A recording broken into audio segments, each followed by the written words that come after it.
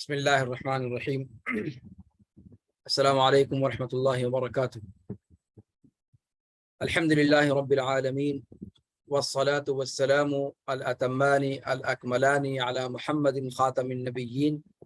وعلى آله وصحبه الغر الميامين ومن تبعهم وتابعيهم بإحسان إلى يوم الدين. أما بعد،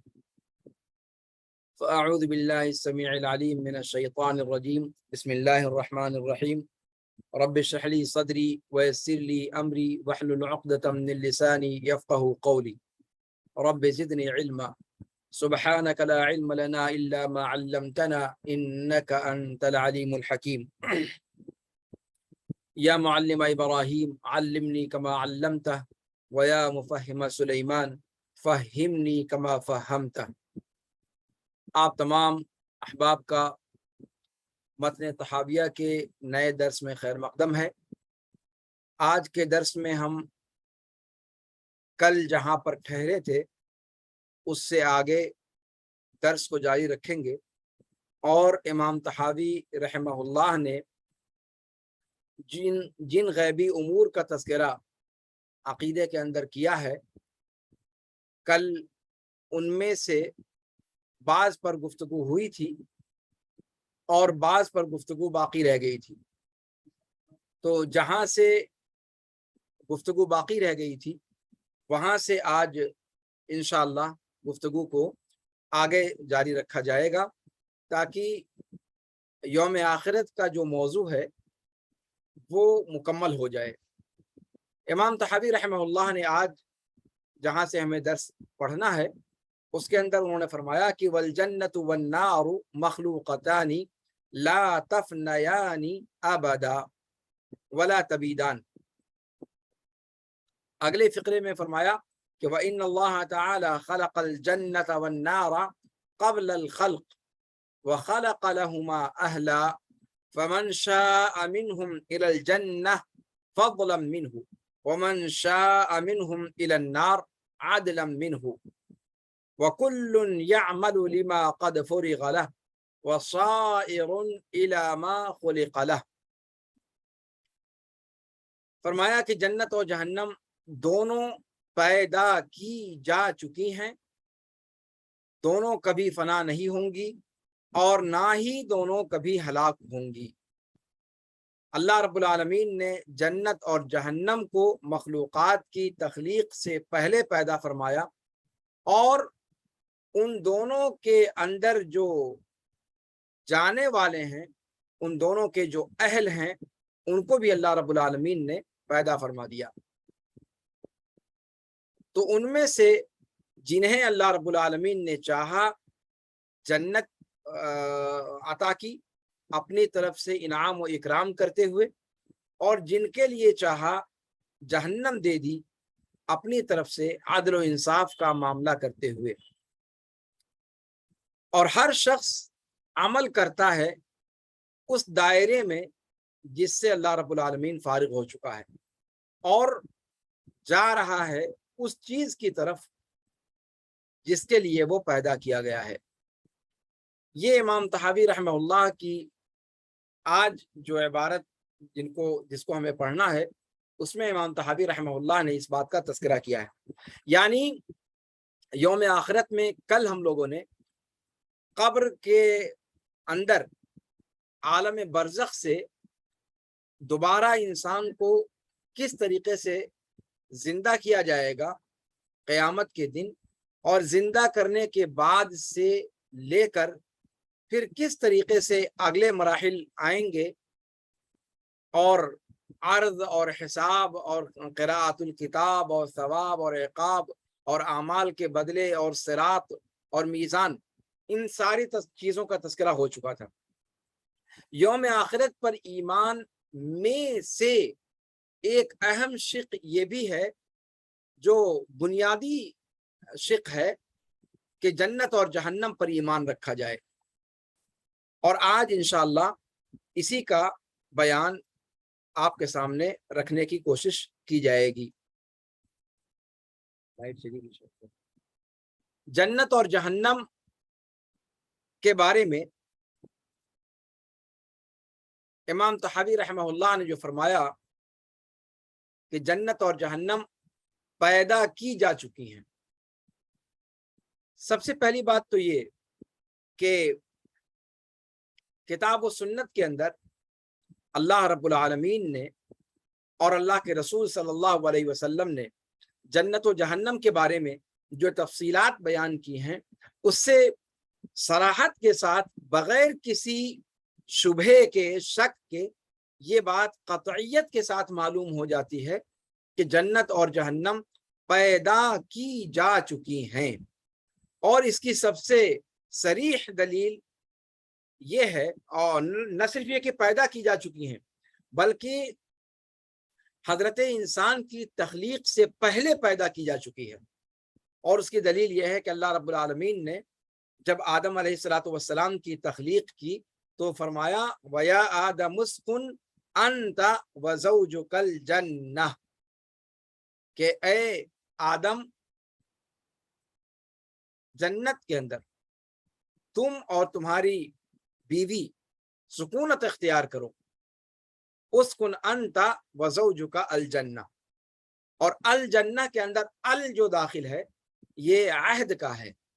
اور یہ اس بات کی صریح دلیل ہے کہ جنت جس وقت یہ بات کہی جا رہی تھی اس سے پہلے وجود رکھتی تھی۔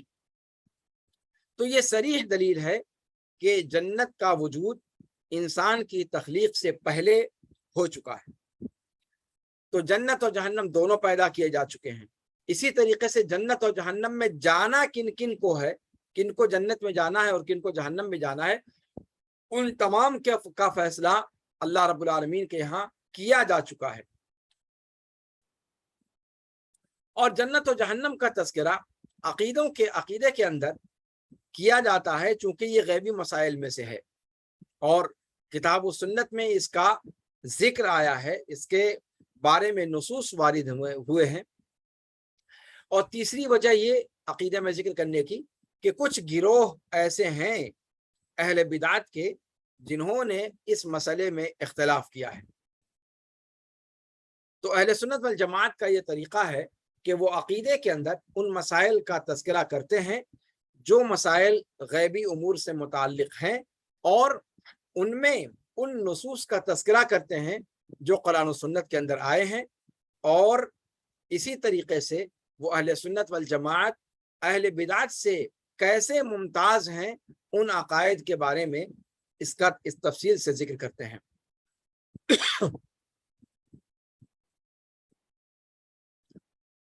اور امام طحاوی رحمہ اللہ نے آگے یہ کہا کہ لا تفنیانی ابدا ولا تبیدان، یہ اہل سنت والجماعت کا عقیدہ ہے کہ جنت اور جہنم کے بارے میں پہلی بات تو یہ ہے کہ وہ دونوں پیدا کیے جا چکے ہیں، اور دوسرا عقیدہ اس کے بارے میں یہ رکھنا ہے کہ یہ دونوں کبھی فنا نہیں ہوں گے، جنت اور جہنم کبھی فنا نہیں ہوں گے، کبھی ہلاک نہیں ہوں گے، یہ دونوں پیدا کیے جا چکے ہیں، اور پیدا کیے جانے کے بعد سے لے کر ابد الآباد کے لیے اللہ رب العالمین نے ان دونوں کو بنایا ہے۔ مستقبل میں کبھی بھی یہ دونوں، ان دونوں پر فنا لاحق نہیں ہوگی۔ جہمیہ ایک فرقہ ہے جس کا تذکرہ اس سے پہلے بھی کئی بار آ چکا ہے۔ جہمیہ کے ظہور کے بعد اس مسئلے کے اندر کلام لوگوں کا ملتا ہے۔ جن لوگوں نے، آپ جانتے ہیں کہ علم کلام کو فوقیت دی اور عقل کو نقل پر مقدم کیا، انہوں نے اس مسئلے میں کلام کیا ہے، تقدیر کا معاملہ لے کر کے، اور اسی طریقے سے تسلسل افعال یا تسلسل مخلوقات یا تسلسل مؤثرات، یہ سب جو علم کلام کی خاص اصطلاحات ہیں اور عقلی قواعد اور ضوابط اور اصول ہیں جن کو انہوں نے قرآن و سنت کے نصوص سے زیادہ اہم سمجھا، اور ان اصول کی پاسداری میں انہوں نے جنت اور جہنم کے مسئلے کا انکار کیا۔ اور اس حوالے سے جو اجماع امت جس چیز پر ہے اس چیز کو رد کرنے کی کوشش کی. اور اس میں سب سے بنیادی غلطی ان کی جو ہے وہ یہ کہ انہوں نے غیب کی دنیا کے معاملات کو جو موجودہ ملموس اور مشاہد دنیا ہے اس پر قیاس کرنے کی کوشش کی، اور یہیں سے اور اس دنیا کے اندر جو قوانین پائے جاتے ہیں، جو سنن اللہ رب العالمین نے رکھے ہیں، ان پر قیاس کرنے کی کوشش کی اخروی زندگی کے معاملات کو جو غیب کے معاملات ہیں، اور اس کی وجہ سے ان لوگوں نے ٹھوکر کھائی. قرآن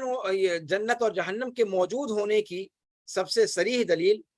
اللہ رب العالمین کا آدم علیہ الصلوۃ والسلام کے قصے میں یہ کہنا ہے کہ وَيَا آدَمُ اسْكُنْ أَنْتَ وَزَوْجُكَ الْجَنَّةَ، اے آدم تم اور تمہاری بیوی دونوں جنت کے اندر سکونت اختیار کرو. اور یہاں جنت سے مراد جنت خلد ہے. خلد سے مراد یعنی ایسی جگہ جو خلود کے لیے بنائی گئی ہے، ہمیشگی کے لیے بنائی گئی ہے، جہاں سے پھر انسان جہاں سے پھر ہٹایا نہیں جائے گا، یا وہ جگہ کبھی پھر فنا نہیں ہوگی. اللہ رب العالمین نے جنت کے وصف میں جب اللہ کے رسول صلی اللہ علیہ وسلم کو معراج کروائی گئی، آپ صلی اللہ علیہ وسلم نے معراج کیا، تو اس معراج کے قصے میں ایک جنت کا تذکرہ کیا ہے کہ جنت المأوا. اللہ رب العالمین نے فرمایا کہ وَلَقَدْ رَآهُ نَزْلَةً أُخْرَى عِنْدَ سِدْرَةِ الْمُنْتَهَى عِنْدَهَا جَنَّةُ الْمَأْوَى اِذْ يَغْشَى السِّدْرَةَ مَا يَغْشَى. تو یہاں اللہ رب العالمین نے جنت کا ثبوت پیش کیا ہے کہ اللہ کے رسول صلی اللہ علیہ وسلم جب شب معراج میں اوپر اللہ رب العالمین نے انہیں بلایا تو اس وقت جنت الماوا کا وجود تھا. اس کا مطلب یہ ہے کہ جنت اللہ کے رسول صلی اللہ علیہ وسلم کے زمانے میں بھی موجود تھی، آدم علیہ الصلوۃ والسلام کے زمانے میں بھی موجود تھی. وہ ہمیشہ سے جب سے اللہ نے اسے پیدا کیا ہے تب سے وہ موجود رہا کی ہے. اصل مسئلہ یہ ہے کہ جن لوگوں نے عقلی گدے لڑانے کی کوشش کی، انہوں نے کہا کہ اس وقت جنت اور جہنم کے وجود کا فائدہ کیا ہے، اس لیے کہ لوگ جنت اور جہنم میں جب قیامت قائم ہونے کے بعد جائیں گے تو اس وقت اس کو پیدا کرنا ایک فضول کام ہے، اور اللہ رب العالمین فضول کام سے مقدس اس کو منزہ قرار دیا جائے گا. تو اس قسم کی عقلی دلیلیں لڑا کر یا لا کر وہ اس ایک اجماعی مسئلے کا انکار کرنے کی کوشش کرتے ہیں، جبکہ جو دلیلیں ہیں اس سلسلے میں جنت کے وجود کے تعلق سے وہ اتنی زیادہ ہیں کہ ان کے انکار کی کوئی گنجائش نہیں ہے. اسی طریقے سے اللہ رب العالمین نے سورہ اسراء کے اندر آیت نمبر 60 میں فرمایا کہ وما جعلنا الرؤيا التي أريناك إلا فتنة للناس والشجرة الملعونة في القرآن ونخوفهم فما يزيدهم إلا طغيانا كبيرا. اور آپ جانتے ہیں کہ نبیوں کا خواب سچ ہوا کرتا ہے. تو جب اللہ رب العالمین نے جہنم کی صفات کو اللہ رب العالمین نے دکھلایا اللہ کے رسول صلی اللہ علیہ وسلم کو، اور اس درخت کی کیفیت کو بتلایا، اس درخت کو دکھلایا جو درخت ملعون جس کو قرآن نے کہا ہے، تو وہ سب اللہ کے رسول صلی اللہ علیہ وسلم کو خواب میں دکھلایا گیا، جس کا تذکرہ سورہ دخان آیت نمبر 43 سے 46 تک اللہ نے فرمایا کہ ان شجرۃ الزقوم طعام الاثیم کالمہل یغلی فی البطون کغلی الحمیم. اچھا، اسی طریقے سے معاملہ اتنا ہی نہیں ہے. احادیث شریفہ کے اندر اگر آپ دیکھیں تو اللہ کے رسول صلی اللہ علیہ وسلم نے ایک روایت میں بیان فرمایا کہ مومن کی روح جنت کے اندر ہے. مومن کی روح ایک پرندے کی شکل میں ہے جو جنت کے پھلوں سے چگ رہے ہیں، یعنی ایسے پرندوں کی شکل میں ہے جو جنت کے اندر ہیں اور جنت کے پھلوں سے وہ چگ رہے ہیں. اسی طریقے سے اللہ کے رسول صلی اللہ علیہ وسلم نے شہداء کی روحوں کے بارے میں فرمایا کہ ارواح الشہداء فی جوف طیر خضر تہوی الی قنادیل معلقہ تحت العرش فی الجنہ، کہ شہداء کی روحیں ایک سبز پرندے کے پیٹ میں ہوں گی، جو ان پنجروں کے اندر ہوں گے، ان قندیلوں کے اندر ہوں گے، جو قندیلیں عرش کے نیچے لٹکائی ہوئی ہیں، جنت کے اندر لٹکی ہوئی ہیں۔ تو قنادیل کے اندر سبز پرندوں کے پیٹ میں شہداء کرام کی روحیں موجود ہوں گی، اور یہ دونوں کی دونوں، یعنی مومن، عام مومن کی روح ہو یا شہداء کی روحیں ہوں، ان تمام کے بارے میں جنت سے تعلق ذکر کیا گیا ہے،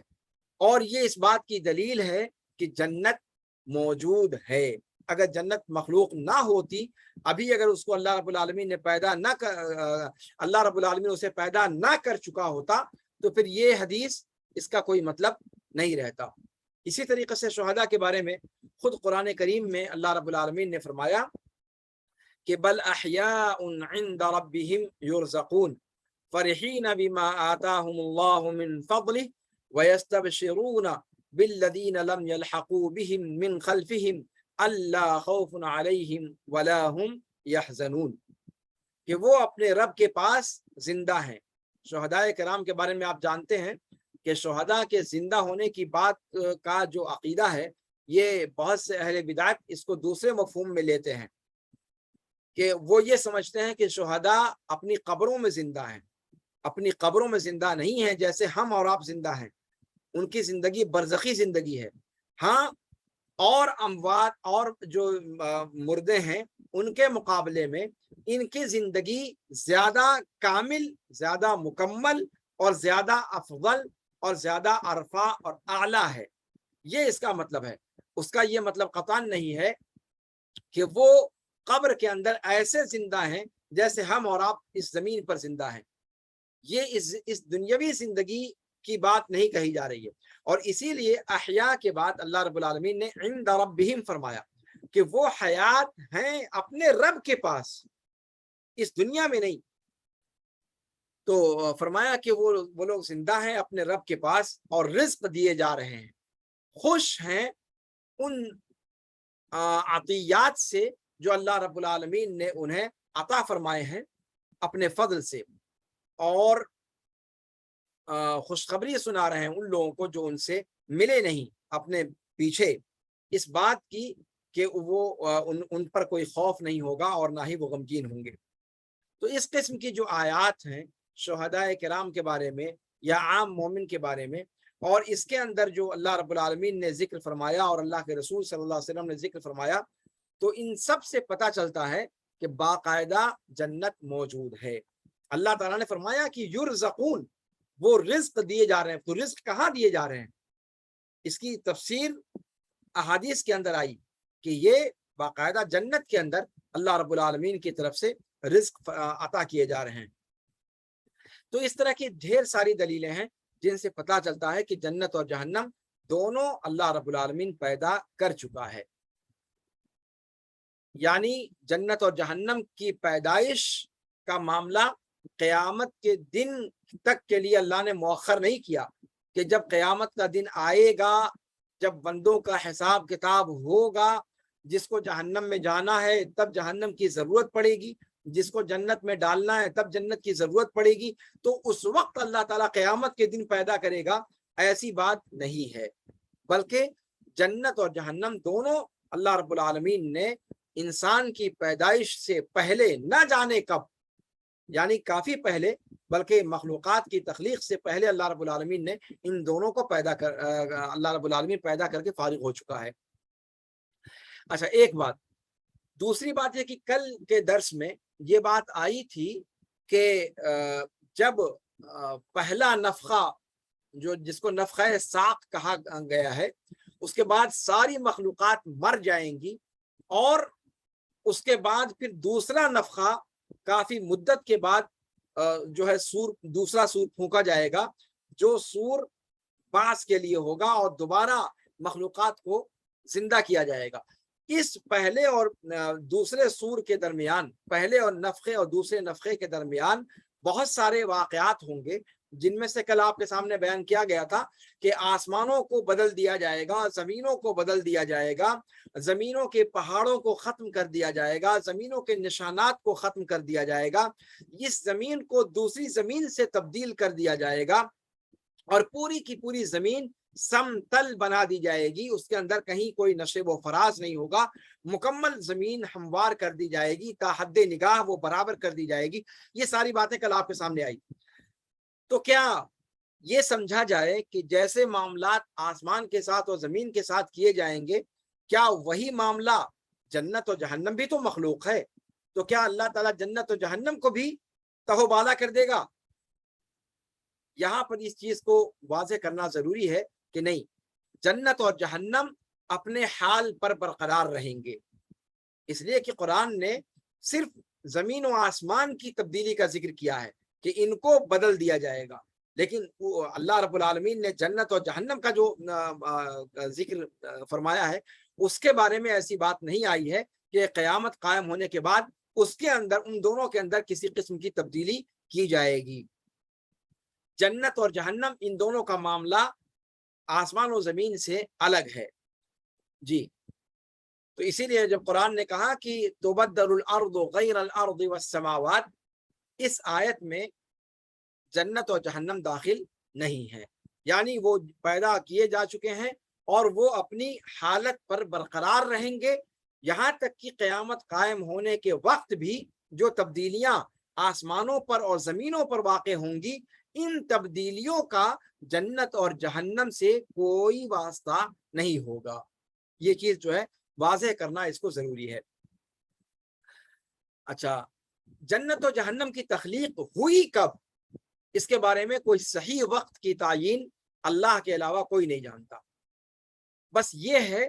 کہ مخلوقات کی تخلیق سے پہلے اللہ رب العالمین نے ان دونوں کو پیدا کر دیا تھا۔ مکلفین کی پیدائش ہے، یعنی انسان اور جنات دونوں کی پیدائش سے پہلے اللہ رب العالمین نے جنت و جہنم کو پیدا کر دیا تھا، اور اس کی دلیل اللہ کا قول یا آدم اسکن انت وزوجک الجنہ ہے، اس لیے کہ جنت کے اندر جو الف لام ہے یہ عہد کے لیے ہے، یعنی وہ جنت جو نعمتوں کا گھر ہے، تو اس کا مطلب یہ ہوا کہ وہ باقاعدہ موجود تھی، اور اس کی طرف اشارہ کر کے کہا گیا کہ اس جنت کے اندر سکونت اختیار کرو۔ اس کے بعد امام طحاوی کا جو یہ قول ہے کہ لا تفنیان ابدا ولا تبیدان، فنا اور بید، فنا اور بید دونوں تقریباً ہم معنی ہے، بید کا معنی ہلاک، فنا کا معنی بھی ہلاک، فنا ہو جانا یعنی ختم ہو جانا،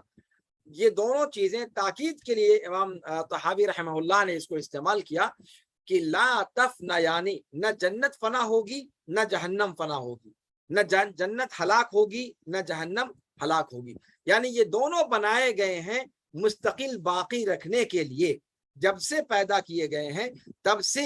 ان کو بقا کے لیے اللہ تعالیٰ نے بنایا ہے، لہذا یہ ان کے اوپر کل من علیہا فان، جو اللہ تعالیٰ نے فرمایا کہ جو روئے زمین پر ہے فنا ان پر ہے، لیکن جنت و جہنم ظاہر سی بات ہے اس زمین کے اوپر نہیں ہے، اور جب اس پر نہیں ہے تو یہ جو کلی حکم ہے فنا کا اور ہلاکت کا، یہ ان دونوں پر لاگو نہیں ہوتا، اور صراحت کے ساتھ قرآن و سنت میں اس کی بقا کا جو تذکرہ آیا ہے اس سے یہ چیز سمجھ میں آتی ہے کہ ان دونوں کو کبھی بھی ہلاک اور برباد نہیں ہونا ہے، ان دونوں کو فنا نہیں ہونا ہے۔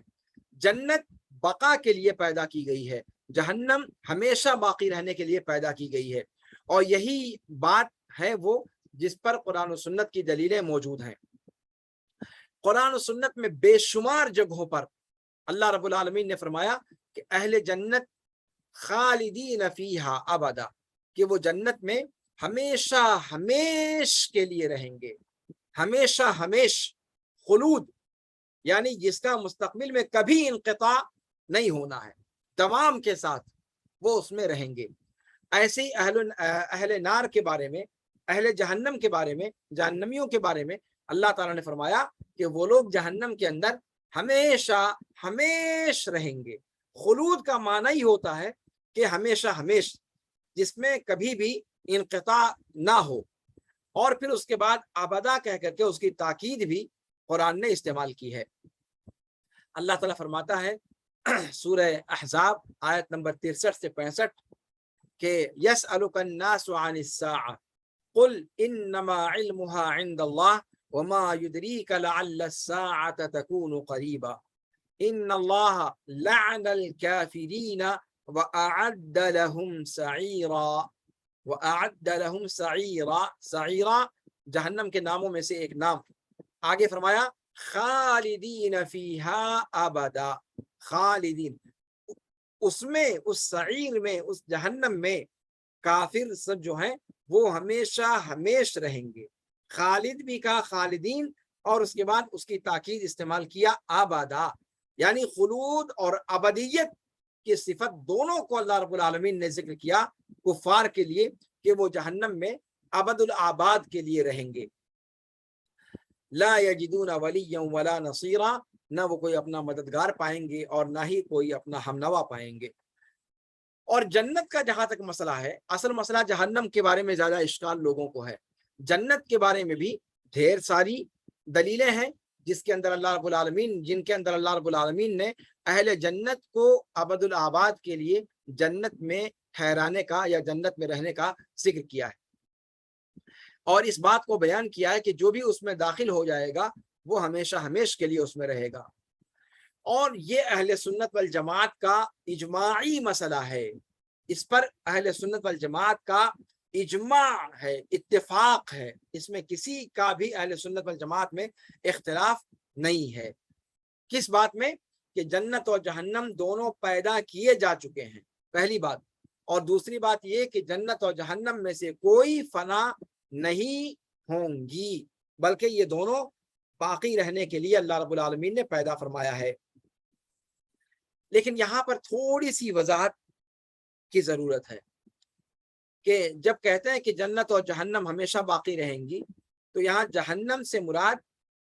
جہنم کی اصل ہے، جہنم کی جنس ہے، یعنی اس پر اجماع ہے کہ جہنم کی جو جنس ہے، جہنم کی جو اصل ہے، وہ ہمیشہ باقی رہے گی۔ لیکن جہنم کے جتنے طبقات ہیں، جتنے درکات ہیں، وہ سب بھی ہمیشہ باقی رہیں گے، یہ کوئی ضروری نہیں ہے۔ اس میں جزوی طور پر کچھ تفصیلات ہیں خود اہل سنت والجماعت کے یہاں، جیسا کہ ابھی آپ کے سامنے آگے ذکر کیا جائے گا۔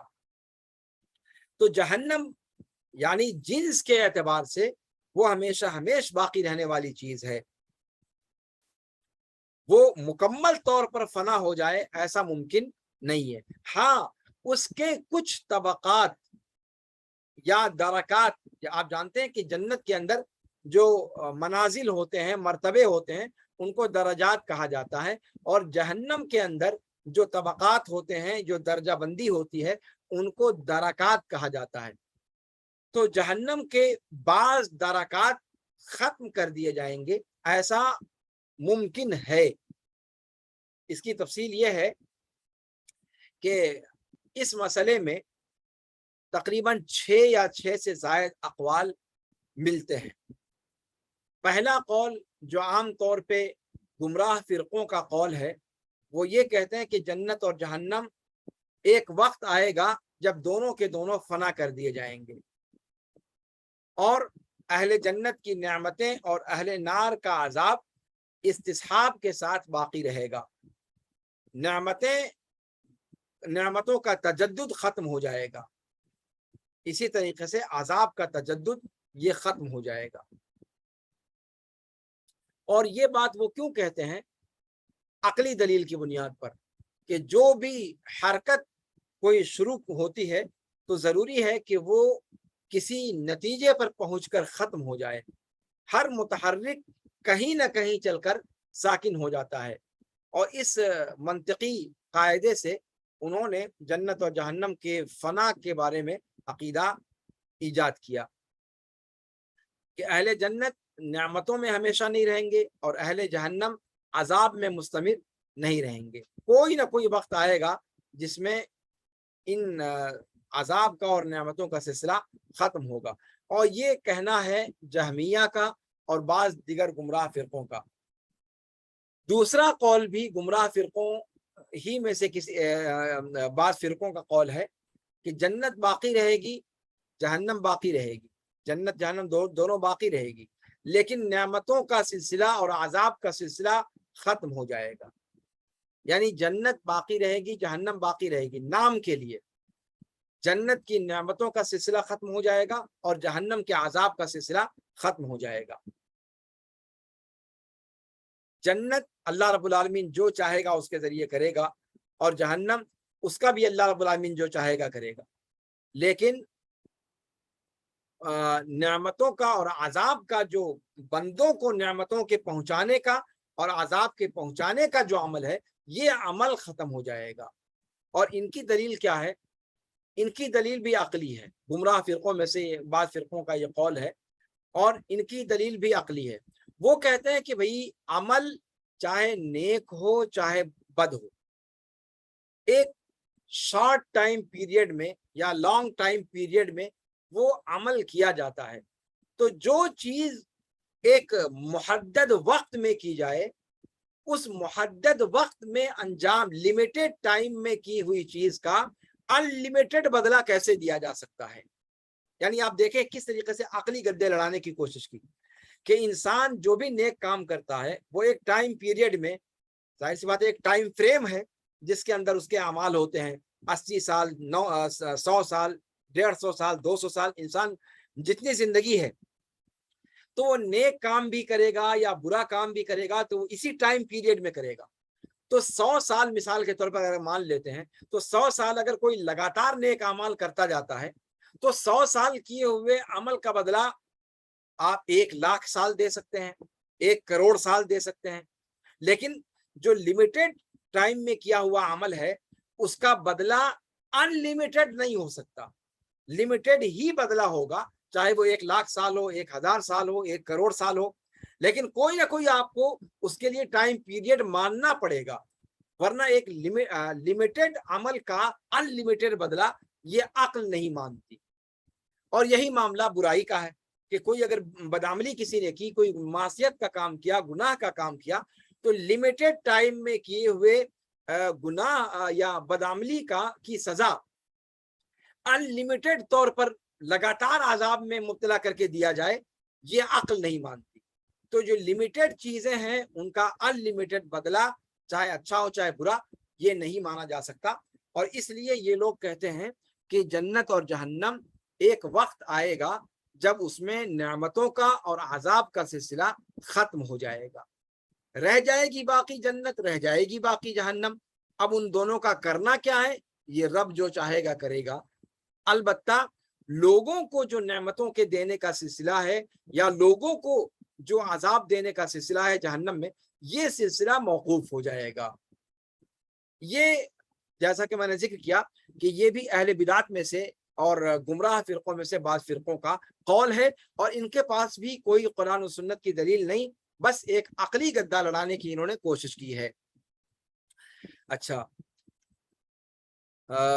اور بھی اقوال اس سلسلے میں ذکر کیے گئے، جیسا کہ میں نے شروع میں کہا کہ 6 اقوال تقریباً ذکر کیے جاتے ہیں، لیکن یہ سارے کے سارے اقوال قرآن و سنت کے سے متصادم ہونے کی وجہ سے ان کو دیوار پر مار دیا جائے گا، ان کی کوئی حقیقت نہیں ہے. اہل سنت والجماعت کا جو صحیح عقیدہ ہے وہ یہ کہ جنت اور جہنم فی الحال موجود ہیں، اللہ رب العالمین پیدا کر چکا ہے ان دونوں کو، اور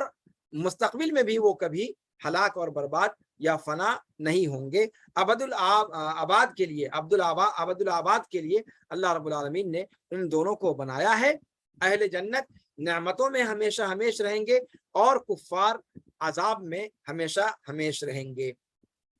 اور اس کی سب سے واضح دلیل وہ حدیث ہے جو اللہ کے رسول صلی اللہ علیہ وسلم نے بیان فرمائی ہے کہ یؤتا یوم القیامت بالموت علی ہیئت کبش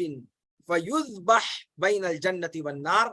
ثم ینادی المنادی یا اہل الجنت خلود لا موت ویا اہل النار خلود لا موت. کہ قیامت کے دن موت کو ایک خوبصورت میڈھے کی شکل میں لایا جائے گا اور جنت اور جہنم کے بیچ میں رکھ کر انہیں اس کو ذبح کر دیا جائے گا۔ پھر پکارنے والا پکارے گا کہ اے جنتیو، اب ہمیشہ ہمیش کی زندگی ہے، اب موت نہیں آنی، اور اے جہنمیو، اب ہمیشہ ہمیش کی زندگی ہے، اب کوئی موت نہیں آنی۔ یہ صراحت کے ساتھ اللہ کے رسول صلی اللہ علیہ وسلم کی جو حدیث ہے، اور بعض روایات میں اس کا تفصیل سے ذکر آیا ہے کہ جنتیوں کی خوشی میں اضافہ ہو جائے گا اور جہنمیوں کے غم میں مزید غموں کا اضافہ ہو جائے گا، کہ وہ مایوس ہو جائیں گے کہ اب موت بھی نہیں آئے گی کہ ان کے عذاب کا سلسلہ ختم ہو، اور جنتیوں کی خوشی دوبالا ہو جائے گی کہ اس لیے موت نے ہی انسان کی خوشیوں کو گہن لگا رکھا ہے۔ اس دنیا میں آپ دیکھتے ہیں کہ ارب پتی شخص کیوں نہ ہو، وہ اپنی اس دولت سے پورے طور پر لطف اندوز نہیں ہو پاتا، اس لیے کہ کھٹکا لگا ہوا ہے، نہ جانے کب ملک الموت آ پہنچے اور اس کی ارب پتی جو اس کی دولتیں، جو اس کی جائیداد ہے، وہ پڑی کی پڑی رہ جائے اور وہ طے ہو جائے۔ تو اس دنیا کے اندر جو موت کا دھڑکا لگا ہوا ہے، اس موت کے دھڑکے نے انسان کو اس دنیا کی نعمتوں سے صحیح طور پر فیضیاب ہونے سے روک رکھا ہے۔ موت کا خدشہ لگے ہونے کے باوجود انسان کی سرکشی کا یہ عالم ہے۔ اگر موت کا اندیشہ نہ ہو تو حضرت انسان کیا کیا گل کھلائے گا، آپ اندازہ لگا سکتے ہیں۔ لیکن اس دنیا میں جب اہل جنت کو نعمتوں کے اندر اللہ رب العالمین رکھے گا، اور پھر سارا معاملہ، یہ جو موت کو ذبح کرنے کا معاملہ ہے، یہ بالکل اخیر میں کیا جائے گا، جب موحدین جہنم کے اندر جو ڈالے جائیں گے، موحدین میں سے جو گنہگار ہوں گے وہ جہنم میں ڈالے جائیں گے، اور ایک مدت کے بعد پھر جہنم سے نکال کر جنت میں لائے جائیں گے۔ یہ ساری کارروائیاں ہونے کے بعد یہ مرحلہ آئے گا جب موت کو جنت اور جہنم کے بیچ میں رکھ کر ذبح کیا جائے گا۔ تو اس روایت سے پتہ چلتا ہے کہ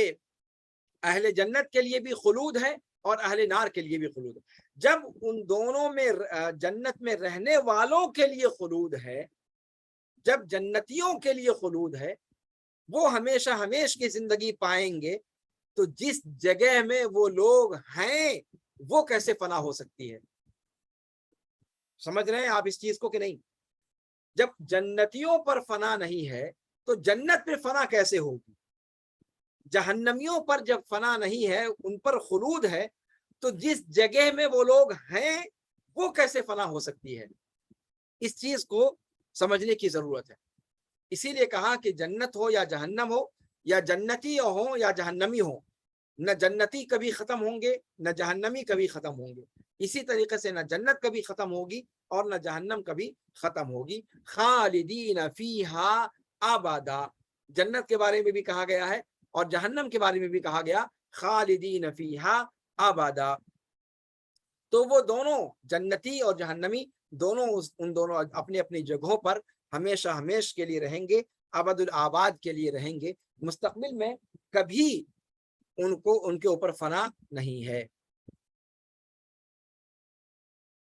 اب یہاں پر تھوڑی سی ایک بات یہ ذکر کرنی ہے کہ جہنم کے بارے میں اہل سنت والجماعت کے یہاں تھوڑی سی کچھ تفصیلات بعض ائمہ نے ذکر فرمائی ہیں۔ جہنم کے بارے میں ایک قول یہ ذکر کیا ہے بعض لوگوں نے کہ جہنم ہمیشہ رہے گی، اس میں کسی کا کوئی کلام نہیں ہے، لیکن جہنم کے وہ حصے جو اوپر کے ہیں، بالائی حصے ہیں، جن میں موحدین میں سے عصات کو رکھا جائے گا، وہ حصے اللہ رب العالمین جب تک موحدین اس میں رہیں گے تب تک ان کو باقی رکھے گا، اور کلمہ گو جہنم میں ہمیشہ ہمیش نہیں رہے گا، یہ آپ جانتے ہیں۔ جہنم میں ہمیشہ ہمیش، جس کا آیت میں بھی ذکر آیا، وہ کفار رہیں گے۔ اہل توحید میں سے جو گنہگار لوگ ہوں گے، عاصی لوگ ہوں گے، عصات جو ہوں گے، وہ جہنم میں رکھے جائیں گے، لیکن ایک متعین وقت کے لیے اپنی معصیتوں کے اعتبار سے وہ سزا کاٹ کر پھر آخرش نکالے جائیں گے. وہ نکالے جانے کی مدت مختصر اور لمبی ہو سکتی ہے لیکن بہرحال وہ نکالے جائیں گے. تو موحدین میں سے جو عصات ہیں ان کو جب بھی اللہ تعالیٰ نکالے گا اور جنت میں داخل کرے گا, کلمہ گو جنت میں جائے گا چاہے وہ جب جائے, تو موحدین کے نکالے جانے کے بعد ان کو جس طبقے میں جہنم میں رکھا گیا تھا ظاہر سی بات ہے وہ طبقہ خالی ہو جائے گا. تو اسی لیے اہل سنت میں سے بعض ائمہ نے اس کی صراحت کی ہے کہ جہنم میں سے وہ حصے جن میں موحدین کو ایک شارٹ ٹائم کے لیے رکھا جائے گا, ابد الآباد کے لیے نہیں ہوں گے وہ لوگ اس میں, تو وہ ٹائم پیریڈ جب بھی پورا ہوگا اس کے بعد ان حصوں کو تباہ کر دیا جائے گا اور وہ جہنم کا بالائی حصہ ہوگا. اس لیے کہ آپ جانتے ہیں کہ جہنم کے اندر عذاب کی سختیاں لگاتار جتنا نیچے ڈالے جائیں گے اتنا عذاب سخت ہوگا, جتنے اوپر کے طبقے میں رہیں گے اتنا عذاب کم درجے کا ہوگا, اور جو کم درجے کا ہوگا اس کا عالم کیا ہوگا وہ تو آپ جانتے ہیں. اللہ رب العالمین ہم سب کو جہنم سے محفوظ رکھے. بہرحال تو یہ جو جہنم کے بعض طبقات کے فنا ہو جانے کا قول یہ اہل سنت میں سے بعض لوگوں نے ذکر کیا ہے. یہ بعض سلف کی طرف بھی منسوب ہے. ایک اثر عمر بن الخطاب رضی اللہ عنہ وارضاہ سے مروی ہے, گرچہ اس کی سند میں کلام ہے اور وہ سند ضعیف ہے. اس میں یہ آیا ہے کہ ان اہل النار لو لبثوا فیہا كقدر رمل عالج لكان لهم يوم يخرجون منها وليأتين عليها يوم تصطفق ابوابها ليس فيها احد. کہ اہل جہنم گرچہ اس میں عالج نامی جگہ میں پائے جانے والے بالوؤں کی مقدار بھر ٹھہریں. عالج ایک جگہ کا نام ہے جو بہت زیادہ بالو کے لیے مشہور تھی. تو فرماتے ہیں کہ جہنمی لوگ اگر عالج نامی جگہ جو سب سے زیادہ بالو کے لیے جانی جاتی تھی جگہ,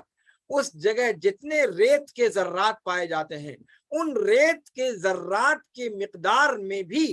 جہنم میں اگر رکھے جائیں جہنم میں ٹھہرے رہیں, لیکن کوئی نہ کوئی دن آئے گا جب اس جہنم سے وہ نکالے جائیں گے, اور کوئی نہ کوئی دن آئے گا جب اس کے دروازے بند کر دیے جائیں گے اور اس میں کوئی نہیں ہوگا. یہ عمر بن الخطاب رضی اللہ تعالیٰ عنہ کا اثر ہے. سند کے اعتبار سے اس میں کلام ہے, مقال ہے اور ضعف ہے, لیکن بہرحال اس قول کی طرف بعض اہل سنت گئے ہیں. اہل سنت والجماعت کی ہی ایک جماعت کا یہ کہنا بھی ہے کہ مکمل کی مکمل جہنم اس کا فنا ہو جانا ممکن ہے, ممتنع نہیں ہے. ابھی تک بات ہو رہی تھی کہ جن سے نار ہمیشہ باقی رہے گی, کافروں والی جہنم ہمیشہ باقی رہے گی.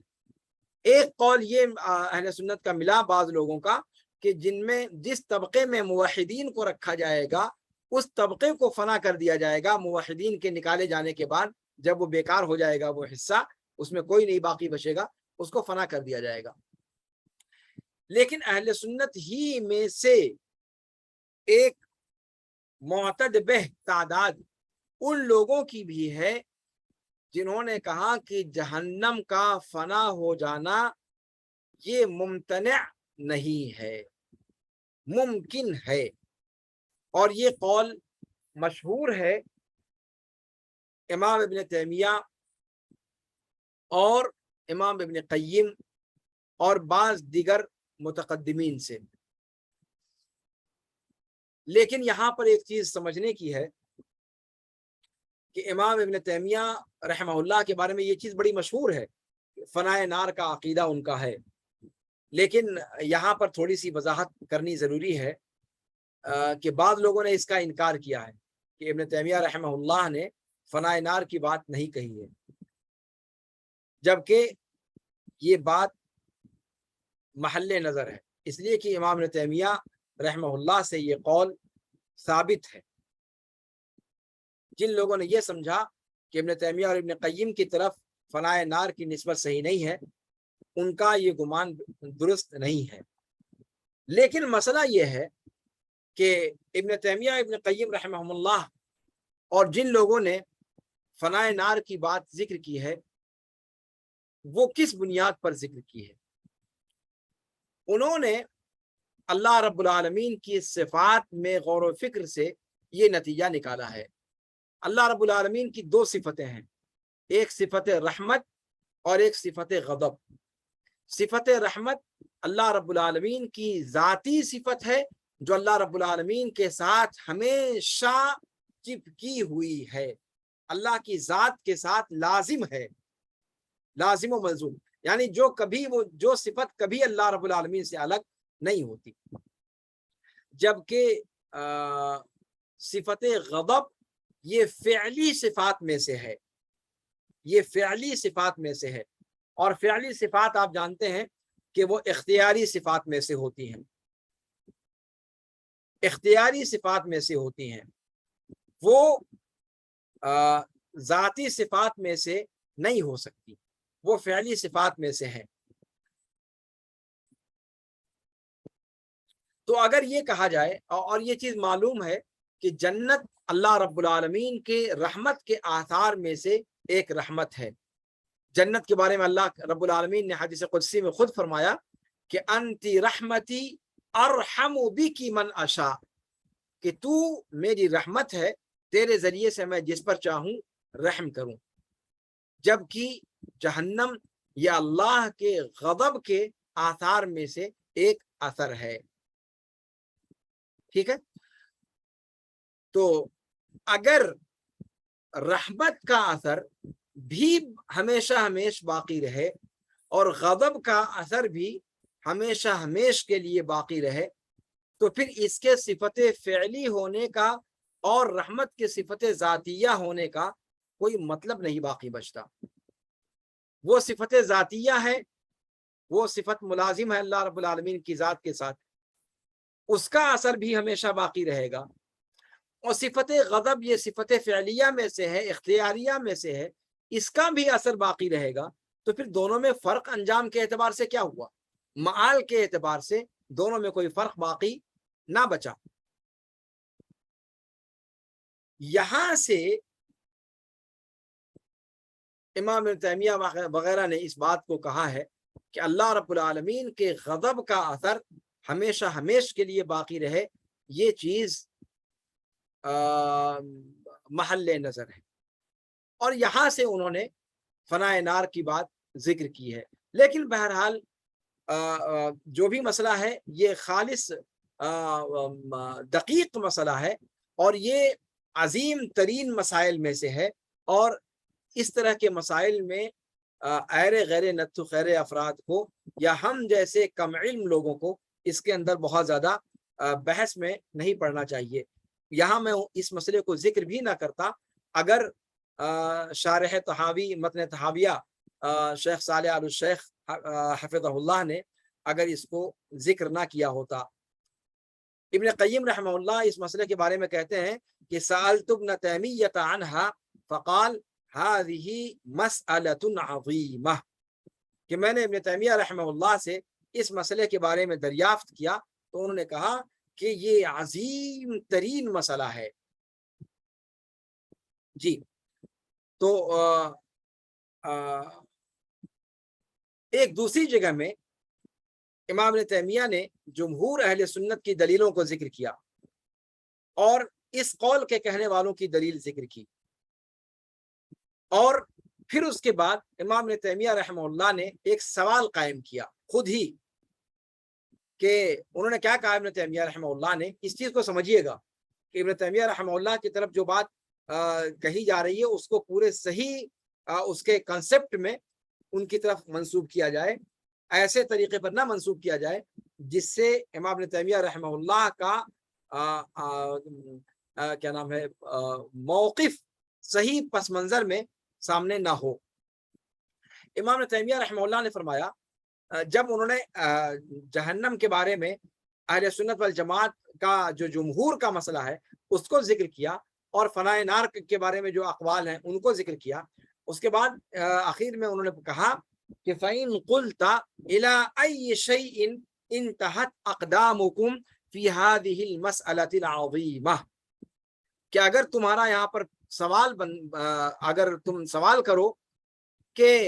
آپ کے قدم کہاں جا کر ٹھہرتے ہیں اس عظیم مسئلے میں، یعنی آپ کس نتیجے پر پہنچتے ہیں اس عظیم مسئلے میں، پھر جواب دیتے ہوئے کہتے ہیں خود ہی قلنا انتہت اقدامنا الى قول اللہ عز وجل ان ربک فعال لما یرید، کہ میں کہوں گا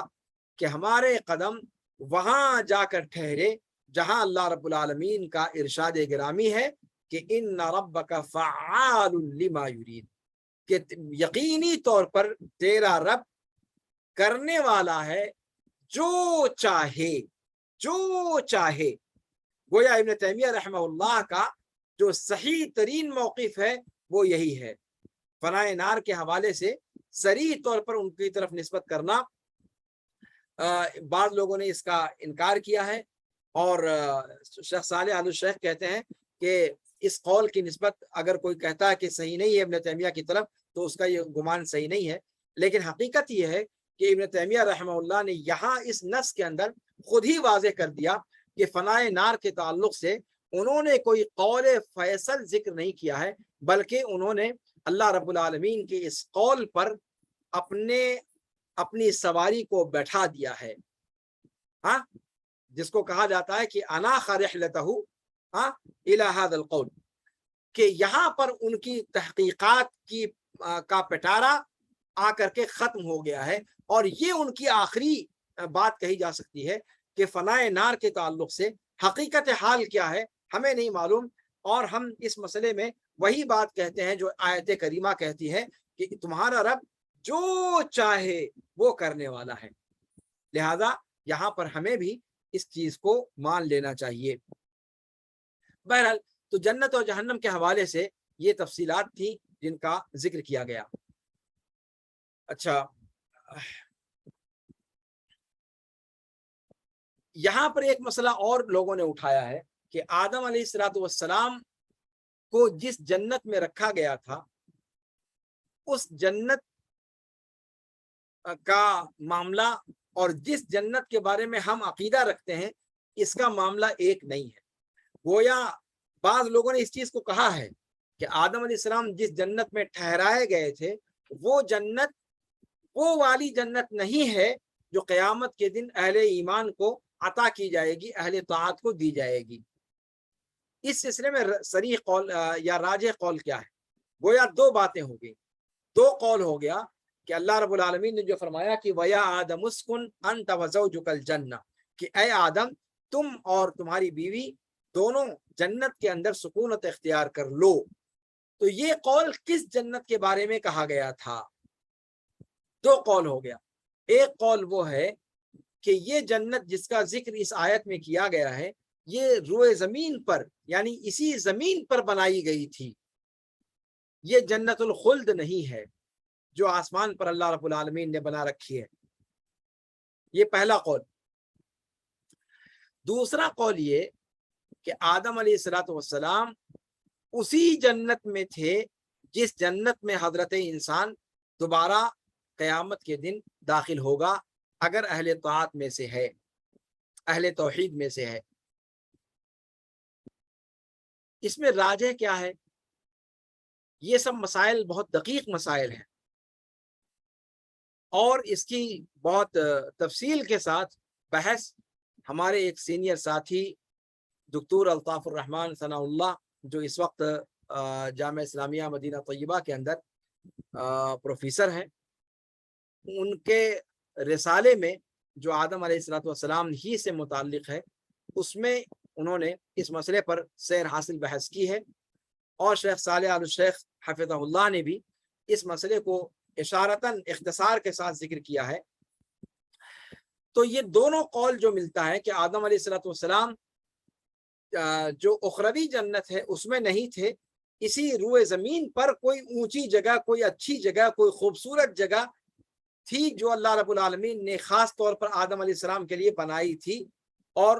اس میں ان کو رکھا تھا، اور جو نافرمانی کا معاملہ ہوا تو اس کے بعد اس جنت سے اتار کر عام سرزمین پر ان کو ڈال دیا گیا۔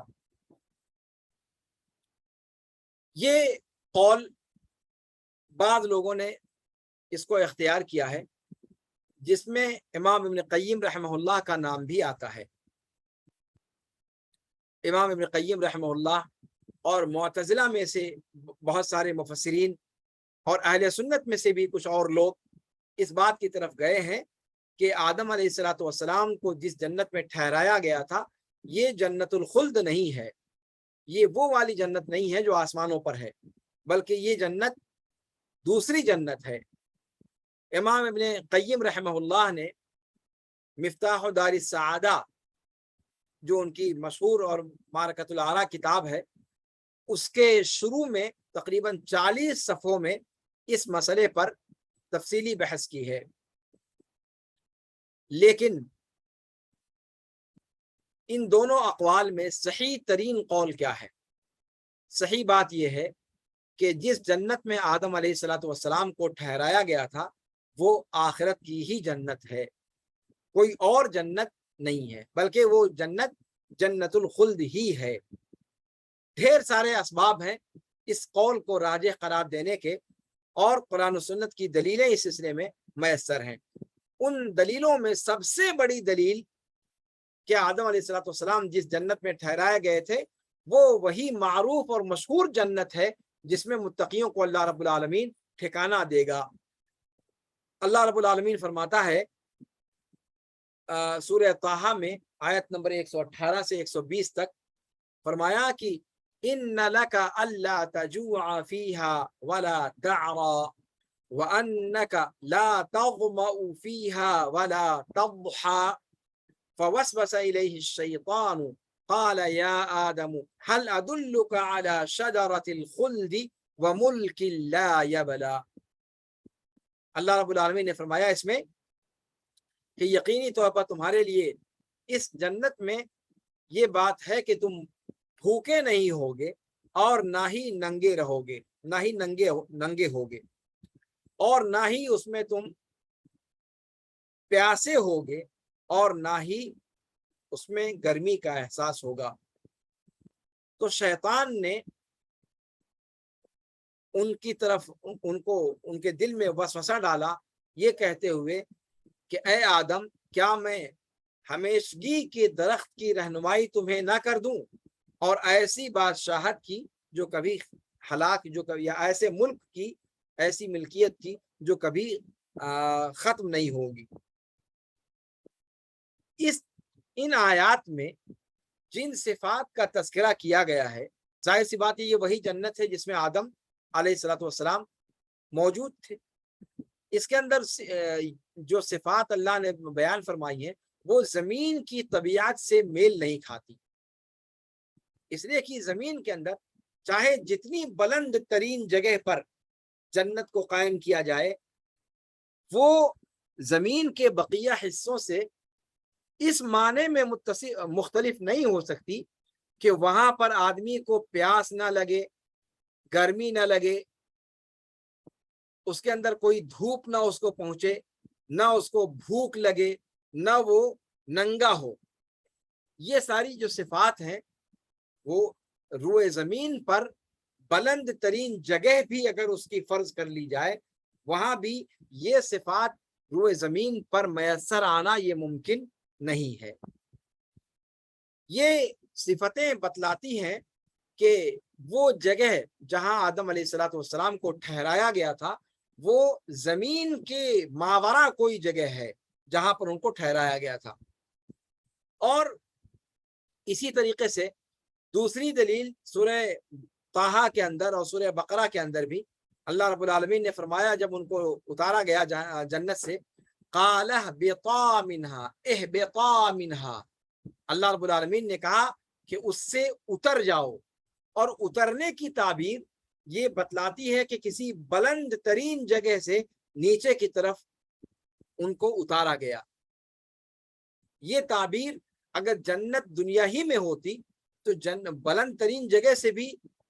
نکالنے کا تذکرہ کیا جاتا، اتارنے کا تذکرہ نہ کیا جاتا۔ یہ کہا جاتا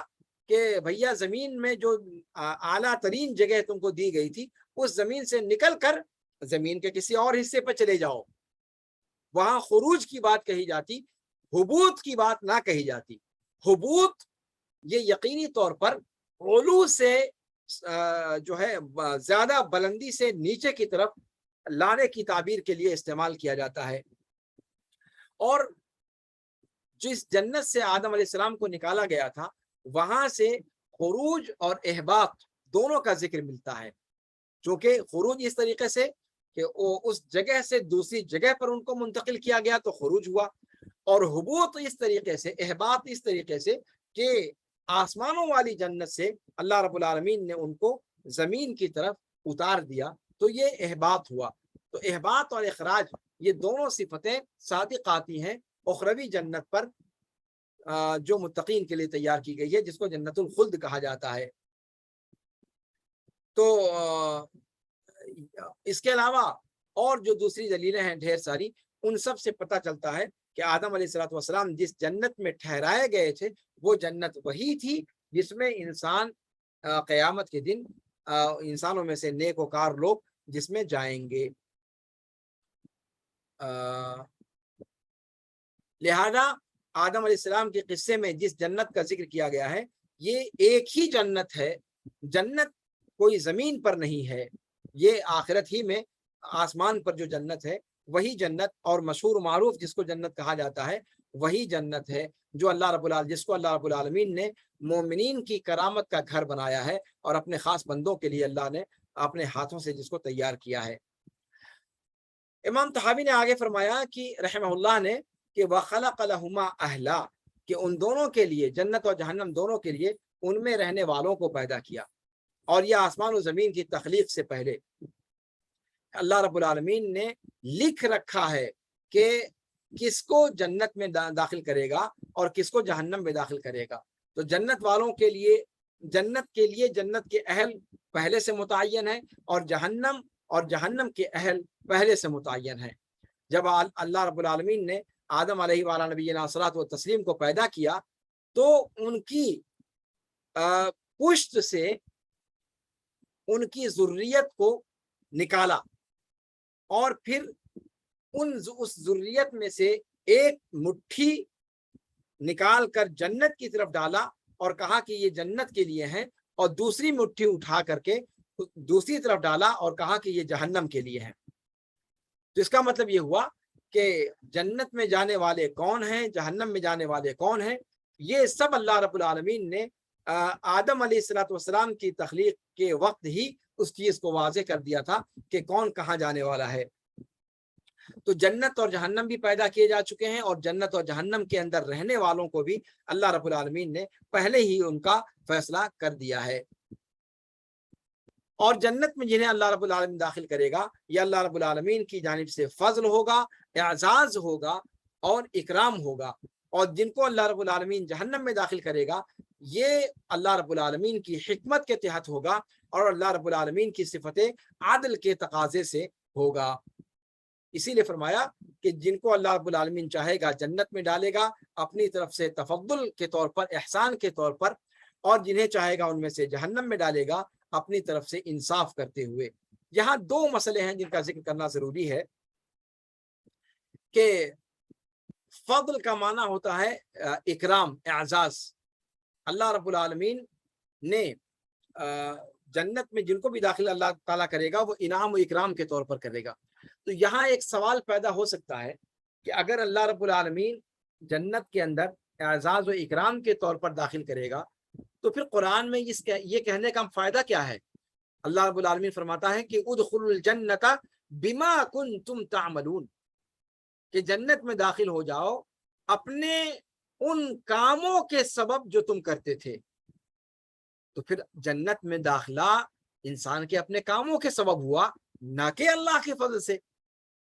اس آیت کے ترجمے کو اگر آپ بادی و نظر میں دیکھیں تو یہ اشکال سامنے آتا ہے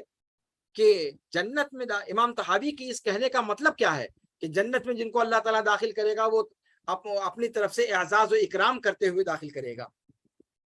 جبکہ اللہ تعالیٰ کہتا ہے کہ ادخلوا الجنت بما کنتم تعملون، کہ جنت میں داخل ہو جاؤ اپنے کاموں کے سبب جو تم کرتے تھے، ان اعمال کے سبب جو تم انجام دیتے تھے۔ اس کا مطلب ہے کہ انسان جنت میں اپنے اعمال کی وجہ سے جائے گا، تو پھر اللہ کا انعام و فضل تو نہ ہوا نا، وہ تو بالکل باقاعدہ جیسا کیا اس کے حساب سے ان کو ملا، تو یہ تو بدلہ ہوا، اللہ کا احسان اس میں کیا ہے؟ تو ایک سوال ذہن میں آ سکتا ہے۔ اسی طریقے سے جہنم کے بارے میں قرآن کہتا ہے کہ جن کو جہنم میں ڈالے گا اللہ تعالیٰ جزاء بما كانوا بآیاتنا یجحدون، کہ اللہ رب العالمین جہنمیوں کو جہنم میں ڈالے گا بدلے کے طور پر ان کے ان کاموں کی وجہ سے جو وہ اللہ رب العالمین کی آیات کا جانتے بوجھتے ہوئے انکار کرتے تھے، جانتے بوجھتے ہوئے، یعنی حقیقت کا علم ہونے کے باوجود انکار کرتے تھے۔ جحود کہا جاتا ہے کہ کسی چیز کی حقانیت کا پتہ ہوتے ہوئے صرف تکبر کے طور پر اس کا انکار کیا جائے، تو اس وجہ سے ان کو جہنم میں داخل کیا جائے گا۔ تو اس کا مطلب یہ ہوا کہ جہنم میں بھی داخل ہوں گے اپنے کاموں کی وجہ سے۔ تو اس تعلیق کا مطلب کیا ہوا؟ تو کہتے ہیں کہ ان دونوں جگہوں پر دونوں جگہوں پر آیا ہے، جہنم والوں کے لیے آیا کہ بما کانوا بآیاتنا یجحدون، اور جنت کے بارے میں آیا بما کنتم تعملون۔ تو یہاں تفصیل اس کی یہ ہے کہ اعمال صالحہ جن میں سب سے بڑا عمل توحید ہے، یہ جنت میں داخلے کا سبب ہے، اور برے اعمال جن میں سے سب سے بڑا برا عمل اللہ رب العالمین کے ساتھ شرک ہے، یہ جہنم میں داخلے کا سبب ہے۔ لیکن یہ دونوں سبب مراد کو پانے میں کافی نہیں ہے۔ اس کو یوں سمجھیں کہ ان اعمال کا اثر تو ہوگا جنت میں داخل ہونے میں، لیکن وہ اثر جنت میں داخلے کے وقت نہیں ہوگا، جنت میں داخل ہونے کے بعد ہوگا۔ یعنی جنت میں کوئی بندہ اپنے عمل کے سبب داخل نہیں ہو سکتا، جیسا کہ اللہ کے رسول صلی اللہ علیہ وسلم سے ثابت ہے کہ لن يدخل احدکم عملہ الجنہ، تم میں سے کسی کو اس کا عمل جنت میں داخل نہیں کر سکتا، ہرگز ہرگز نہیں کر سکتا۔ لوگوں نے پوچھا کہ ولا انت یا رسول اللہ، کیا آپ کو بھی اے اللہ کے رسول صلی اللہ علیہ وسلم؟ آپ صلی اللہ علیہ وسلم نے فرمایا ولا انا الا ان يتغمدني اللہ برحمت منہ وفضلا، مگر یہ کہ ہاں اللہ رب العالمین نے مجھے ڈھانپ رکھا ہے اپنی رحمت اور اپنے فضل سے۔ اس سے کیا پتا چلا اس روایت سے کہ اصلاً جنت کا جو داخلہ ہے وہ اللہ رب العالمین کی محض رحمت کی وجہ سے ہوگا، ورنہ انسان کے اعمال چاہے جتنے نیک ہو جائیں وہ ان اعمال کے سبب جنت میں داخلے کا مستحق نہیں ہو سکتا۔ جی، تو جنت میں داخلہ اصلاً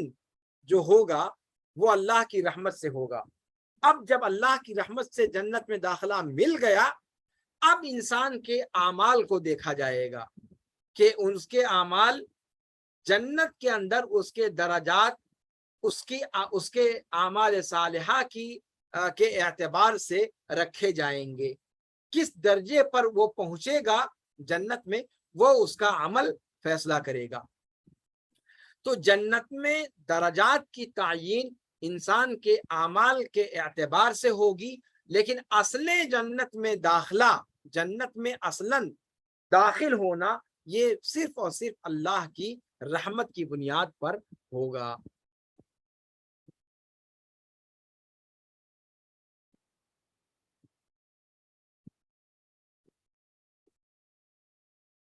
اور دوسری بات یہ بھی ہے کہ انسان کو نیک کام کرنے کی توفیق ملی کیسے؟ انسان نیک کام کرتا کیسے ہے؟ اللہ ہی کی توفیق سے، اللہ ہی کے کی اعانت سے، ایاک نعبد و ایاک نستعین، تو استعانت اس نیک کام کے کرنے میں اللہ کی ہے، توفیق اللہ کی ہے، اور یہ اپنے آپ میں اللہ رب العالمین کا فضل اور احسان ہے۔ تو بما کنتم تعملون اگر مان لیا جائے تو اللہ رب العالمین نے یہاں نسبت ان کے عمل کی طرف کی، لیکن ان کا وہ عمل انجام پذیر ہوا کیسے؟ اللہ کی توفیق اور تعاون سے۔ اس اعتبار سے اساس جو ہے، وہ بنیاد جو ہے، وہ رحمت ہی ہوئی اللہ رب العالمین کی۔ تو یہ اس کی توجیہ کی گئی ہے۔ اور جہاں تک جہنمیوں کا مسئلہ ہے تو وہ جہنم میں اپنے برے اعمال کی وجہ سے داخل ہوں گے، اللہ رب العالمین کی طرف سے عدل و انصاف کا مظاہرہ ہوگا ان کا جہنم میں داخل ہونا، عدل و انصاف ان پر۔ اللہ وما ربک بظلام للعبید، اللہ رب العالمین کسی پر ظلم نہیں کرے گا۔ جی،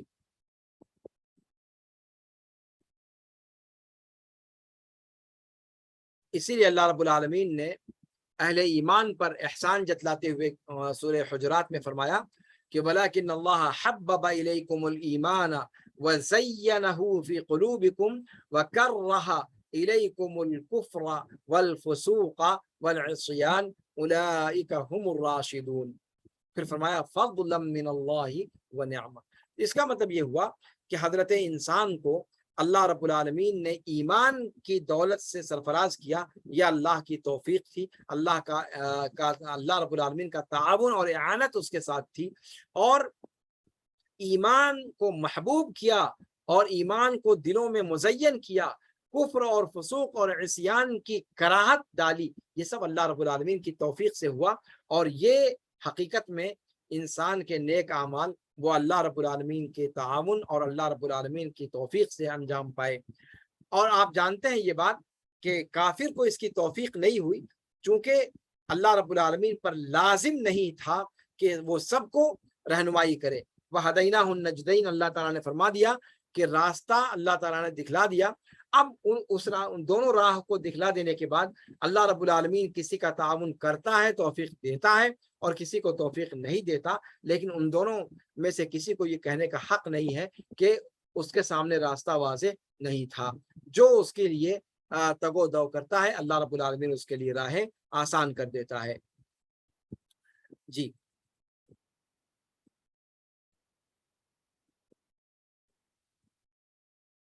میرا خیال ہے کہ آج درس یہیں پر رہنے دیا جائے، اس لیے کہ اس کے بعد پھر اب ایک نیا مسئلہ شروع ہو رہا ہے کہ وَكُلٌّ يَعْمَلُ لِمَا قَدْ فُرِغَ لَهُ وَصَائِرٌ إِلَى مَا خُلِقَ لَهُ۔ اس کو انشاءاللہ کل مکمل کیا جائے گا، یعنی اگلے درس میں انشاءاللہ۔ اللہ رب العالمین سے دعا ہے کہ اللہ رب العالمین ہمیں اپنی رحمت اور اپنے فضل سے ڈھانپ لے اور جنت کو ہم سب کا ٹھکانہ بنائے، اور اللہ رب العالمین ہم کو، ہمارے اقربا کو، ہمارے رشتہ داروں کو، اور پوری دنیا کے مسلمانوں کو، اہل ایمان کو اللہ رب العالمین جنت جیسی نعمت